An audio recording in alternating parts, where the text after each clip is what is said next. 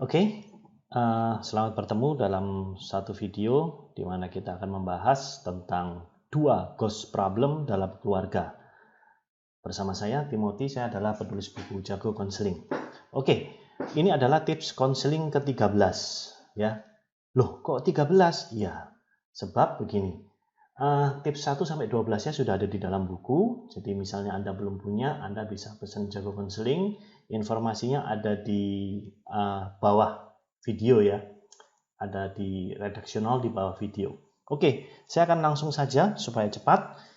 Oke, pernahkah Anda tidak pernah merasa cocok dengan pola pikir pasangan Anda, suami Anda, ataupun calon pasangan Anda? Ya, terus mungkin Anda juga pernah merasa saat pacaran semuanya tuh terasa pas, tapi saat menikah banyak tidak pas. Oh, ini tentu pasti, karena rata-rata orang pacaran itu satu minggu bertemu sekitar 3-5 kali, sekali ketemunya rata-rata menghabiskan waktu 2-4 jam. Sedangkan misalnya Anda sudah berkeluarga 24 jam, banyak sekali kebiasaan yang Anda nggak tahu. Dari 24 jam hidupnya dia, Anda kan mungkin cuma tahu 2-4 jamnya saja. Seperti itu. Pada saat sudah menikah ternyata dia mandinya lama sekali. Kalau ke kamar mandi bawa gadget seperti itu, ya, dan lain sebagainya. Oke? Dan juga pernahkah Anda berpikir bahwa seringkali masalahnya kurang lebih bingung, ini keluarga mau bagaimana dan kemana? Ini keluarga mau diatur bagaimana dan kita mau mengarah kemana? Seperti itu, nggak ada pembicaraan. Ya, saat membicarakan dan pada saat Anda sadar dan kemudian Anda mau membicarakan, biasanya buntu, kemungkinan sebagian besar. Sebab apa yang saya bagikan saat ini adalah rangkuman dari proses konseling yang sudah berlaku dari alumni Building Professional Counselor, kelas yang sering saya bawakan. Para konselornya membawakan kasus ini pada saya, dan kemudian dalam 1 tahun ada 300-500 kasus yang variatif. Tapi kali ini kita akan bahas tentang ghost problem, 2 ghost problem dalam keluarga. Nah, kembali lagi saat membicarakan biasanya buntu. Solusinya cuma 2, ngalah atau ribut. Mengalah ya sudah deh, ngalah daripada ribut. Atau mau ribut yang ujungnya salah satunya mengalah, tapi dongkol, seperti itu. Ya, saya lanjut, kenapa ini terjadi? Oke, kita mulai. Yang pertama itu adalah semua karena prioritas.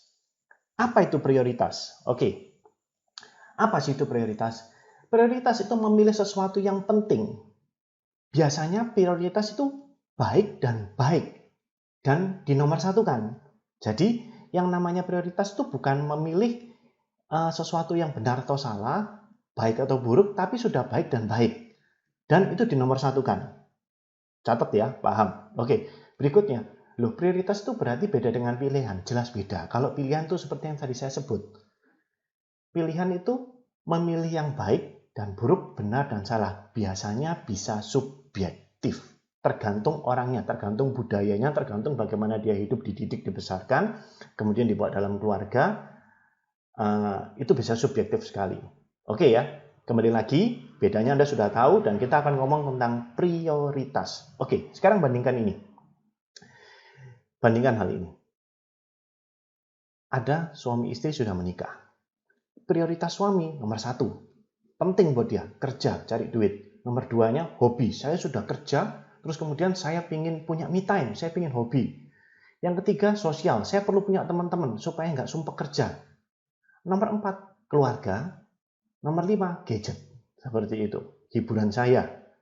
Istrinya, nomor 1, misalnya ya ini, senangnya ibadah. Nomor 2, keluarga. Terus nomor 3, amal. Nomor 4, kuliner. Tujuannya apa? Misalnya ditanya istrinya, ya tujuannya untuk memperkaya. Ide-ide saya dalam masak, menciptakan masakan di rumah. Yang kelima, sosial. Seperti itu. Dan kesehatan. Seperti itu. Nah, pada saat orang ini menikah, ribut nggak? Oh, pasti ribut. Istrinya ngajak ibadah, suaminya nggak mau kerja. Istrinya punya prioritas nomor 2, ayo kita punya waktu sama keluarga, nggak bisa. Saatnya saya melakukan hobi saya, udah capek kerja, seperti itu. Ya ini duit buat kamu jalan-jalan sama anak-anak atau jalan-jalan sama keluarga. Istrinya senang dengan kegiatan amal, memperkuat prioritas nomor satunya dia. Ribut nggak? Ribut. Istrinya senang kulineran, mungkin bisa sama keluarganya, seperti itu. Paham ya? Ini sudah 1 sampai 5 semuanya sudah beda semua. Ribut pasti ribut. Ini biasanya kalau misalnya nggak ada yang ngalah salah satu, ribut kalau nggak bisa diterima semua. Udah deh, kita rasanya nggak cocok, kita mesti selesaikan masalah ini dengan cara paling buruk berpisah. Seperti itu. Oke ya?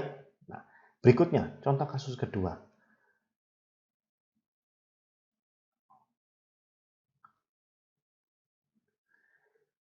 Bandingkan prioritas suami dan istri. Sama. Nomor suaminya adalah kerja, nomor 2-nya adalah kesehatan, mungkin dia olahraga, nomor 3-nya sosial, nomor 4 keluarga, nomor 5 ibadah. Istrinya sama, nomor 1 ibadah, nomor 2 keluarga, kesehatan, nomor 4 kerja, dan kelimanya sosial, bantu orang, dan lain-lain, urusan pertemanan, dan lain-lain. 1 sampai 5, 5-5-nya prioritasnya sama. Syukur ini, 5-5-nya sama. Tapi yang diprioritaskan nomor 1-nya beda. 1-nya suami kerja, nomor 1-nya istri juga beda, ibadah. Misalnya istrinya lagi mau ngajak waktunya ibadah, suaminya nggak mau, malah kerja. Seperti itu. Paham ya? Suaminya nggak terlalu fokus sama keluarga, kenapa? Ya jelas, prioritasnya nomor 4, istrinya nomor 2. Prioritasnya 5-5-nya sama, tapi urutan beda, juga bisa ribut. Paham ya di sini ya? Nah, ini jarang dibicarakan, dan kemudian gimana sih solusinya? Solusinya adalah nomor 1.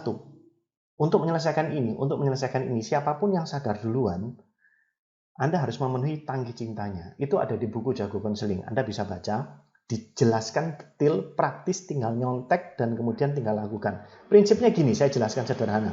Pada saat Anda pacaran, Anda tentunya banyak mengorbankan segala sesuatu dan mengikuti aturan yang mungkin ditetapkan oleh pasangan Anda. Contohnya gini, pada saat pacaran ada aturan misalnya, aku nggak senang kamu temenan sama itu. Mendadak Anda mengurangi jam bergaul dengan teman yang nggak disukai sama pasangan Anda. Aku nggak senang kamu pakai pakaian ini. Pakaiannya nggak dipakai lagi. Kenapa? Karena cinta. Jadi cinta bisa membentuk disiplin. Seperti itu.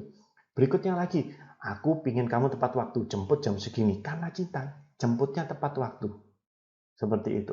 Nah, di dalam kelas Building Professional Counselor yang saya adakan, saya pernah ngomong bahwa Dorothy F. Tenoff, bukunya judulnya Limbs and Limerence, dia ngomong bahwa zat cinta di otak itu tahannya cuma 2 tahun. Seperti itu, ya. Dan kemudian bisa di-adjust nggak? Ditingkatkan lagi nggak? Bisa. Caranya ada di buku ini.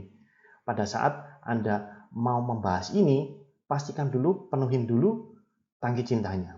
Paham ya? Nomor 2, evaluasi dengan teknik 5:1.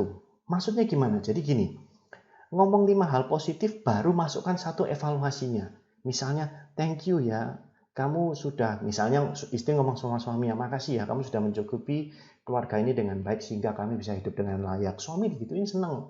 Terus yang kedua, makasih ya, kamu juga jaga kesehatan. 2, 3, 4, 5, baru berikan 1 evaluasinya. Apa 1 evaluasinya? Misalnya, ya aku ditemenin kalau waktunya ada ibadah atau apapun, punya waktu buat keluarga. Tapi untuk melakukan nomor 2, sebaiknya nomor 1 dilakukan dulu. Karena begitu nomor 2 Anda lakukan ini, bisa-bisa misalnya nggak tepat waktunya atau suami Anda sedang tidak enak diajak komunikasi, bisa-bisa ini ditangkis seperti itu. Dan buat Anda yang nonton video ini, Anda belum berkeluarga atau sedang akan, nah ada baiknya ini dibicarakan di depan. Prioritasmu tuh di dalam hidupmu apa? Apa yang nomor 1? Seperti itu.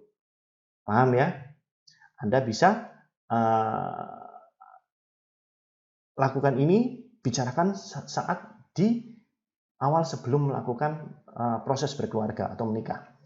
Yang nomor 2 adalah prinsip seimbang. Apa sih prinsip seimbang ini? Seringkali dalam keluarga itu yang diperbandingkan adalah keluarga dan kerja. Betul ya? Saya ini kerja buat keluarga, saya begini buat keluarga. Nah, seperti itu. Biasanya weekend itu buat keluarga dan sisa 5 hari lebih fokus untuk kerja. Nah, perbarui konsep di kepala Anda yang namanya seimbang itu apa? Lihat ke video, lihat ke arah saya. Oke, saya ada penggaris. Ini 30 cm, berarti kalau misalnya saya mau titik seimbang di sini, di tengah sini. Nah, kelihatan ya? Nah, di sini. Ya. Nah, let's say katakan di titik ini adalah kerja, ya, di sini kerja dan di sini adalah keluarga. Prinsipnya mungkin kan Anda ngomong, oh, yang namanya di tengah-tengah ini adalah konsep seimbang. Salah. Seperti itu. Yang namanya seimbang itu begini. Hidup, kenyataan teorinya memang seperti ini, tapi kenyataannya kadang-kadang dalam keluarga, ini keluarga tadi, itu kadang-kadang ada masalah. Pada saat ada masalah, tekanan akan semakin menekan seperti ini posisinya. Nah, pada saat pekerjaan sama, pekerjaan juga menekan, maka posisinya akan goyang seperti ini. Nah, pada saat ada masalah, maka titik tumpunya harus berubah. Anda yang harus berubah. Pada saat ada masalah di sini, maka Anda geser ke sini. Geser ke titik ini, sehingga titik seimbang masih bisa terjadi. Paham ya? Jadi pada saat ada masalah dalam keluarga, maka dekatkan diri Anda kepada masalah tersebut. Dekatkan itu bukan malah nambahin masalah, tapi ambil tanggung jawab, selesaikan, bantu, ringankan. Sama juga dalam bekerja, seperti itu. Konsepnya seperti itu ya. Jadi Anda adalah pribadi yang mau bertumbuh untuk bertanggung jawab terhadap kehidupan dan keluarga Anda. Oke? Gampang ya. Nah, berikutnya saya akan tutup dengan satu kesimpulan seperti ini. Setiap keluarga itu punya rumusnya sendiri-sendiri. Ya, nggak harus sama karena isinya orang berbeda-beda dengan situasi pernikahan yang berbeda juga. Pegang dulu itu. Nah, ada yang LDR, long distance relationship, berkeluarganya jauh karena situasi. Misalnya suaminya kerja di luar kota atau di tengah laut, macam-macam. Ada suami yang rumah tangganya ngurus anak dan istrinya yang menafkahin keluarga. Ada juga yang suami istrinya punya pekerjaan dan punya karir. Ada istri yang senangnya ngurus rumah tangga. Ada juga yang sukanya kerja. Ada pasangan yang nggak mau punya anak. Ada yang mau pindah ke luar negeri dan jauh dari keluarga. Macam-macam. Situasinya bisa unik. Intinya sih mungkin situasi keluarga Anda itu nggak umum di mata masyarakat. Mungkin orang pada bilang harusnya gini, harusnya gitu. Tapi terkadang situasi ideal Anda itu berbeda dengan pemahaman orang banyak. Kadang-kadang juga pilihannya terbatas. Dan yang mampu Anda jalanin sudah paling baik untuk dikerjakan. Nah, pegang ini prinsipnya. Yang penting itu rukun. Yang penting hubungan Anda berdua baik. Istri hormat sama suami dan suami mengasihi istrinya. Keluarganya baik, komunikasinya baik. Kalau Anda bahagia menjalani peran dalam pernikahan, nggak masalah orang lain nggak ngerti. Paham ya? Tapi kalau ada yang bikin nggak seneng, pastikan Anda belajar. Menyampaikan apa yang perlu Anda pelajari. Menyampaikan perasaannya Anda. Apa yang Anda harapkan dan jalan keluar apa yang mau disepakatin. Karena yang penting Anda berdua sepakat, sepaham, itu yang kalian mau dalam keluarga ideal Anda. Oke, sampai sini paham ya? Jadi kuncinya, kesimpulannya adalah ini. Nah, jika Anda merasa video ini bermanfaat, tolong di-share. Caranya mudah sekali, tinggal Anda klik panah di bawah, kemudian Anda bagikan ke WhatsApp atau kemanapun ke rekan Anda. Oke, Anda mau belajar lebih lagi, misalnya Anda mau pelajari tentang kecanduan game pada anak, masalah sopan santun pada remaja dan anak juga, masalah pergaulan bebas, gimana sih ngatasinnya, masalah akademis dan jebakannya pada anak Anda, masalah dengan kakek nenek, bahkan mertua mungkin atau orang tua Anda. Ada 12 tips konseling yang bisa langsung Anda contek seperti ini, seperti itu. Ada 8 masalah yang sering dihadapin anak remaja plus solusinya, dan masih banyak lagi. Anda bisa memiliki buku dan juga ada bonus videonya. Videonya bonusnya apa aja? Mengatasi kecanduan game. Ada sampai 3 seri, tanya jawab diskusi seputar kecanduan game, studi kasus masalah bully, tanya jawab seputar, jadi ada studi kasusnya, ada tanya jawabnya tentang bully, masalah anak pembohong, tanya jawab diskusi seputar anak atau remaja pembohong, studi kasus masalah tekanan emosi, cara mengatasi emosi yang terjebak dalam diri, studi kasus korban perceraian.